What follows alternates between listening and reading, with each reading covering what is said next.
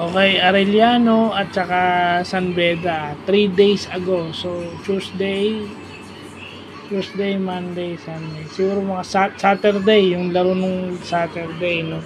So, dito pinakita ng reigning defending champs na defending champs sila. No? Full court press yung Arellano. So, nung ibig sabihin nun, it's not hindi lang dinedelay yung depensa nyo, ay yung offensa nyo, pino-force pa kayo sa turnover, pero itong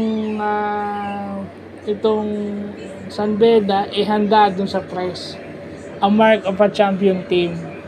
Nag-adjust naman si Coach Chico Manabat, pero talagang yun na nga lagi sinasabi, pag malaki na yung lamang, may puhunan na, kumbaga namuhunan na sila, may investment na sila sa lamang, so hindi na sila nahabol ng kalaban. So ganun lang yun sa basketball, kapag ka talaga namuhunan ka, mahihirapan yung kalaban na naghahabol all the time. No? Magkakaroon ng run yung kalaban pero hindi enough para makadikit dun sa score na naipon mo. So, yun lang po.